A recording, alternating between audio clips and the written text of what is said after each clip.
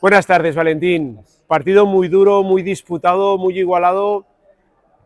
¿Qué crees que es lo que os ha fallado para no acabar llevando los 3 puntos? En mi opinión, empezamos un poco tarde el partido.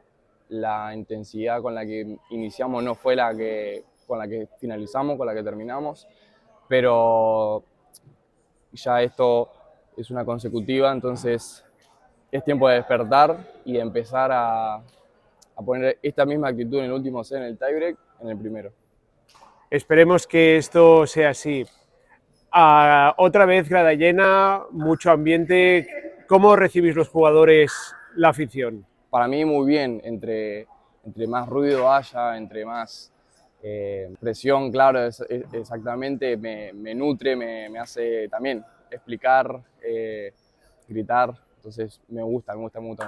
Bueno, ya para acabar, supongo que venís de una victoria, aquí solo nos sacamos un punto.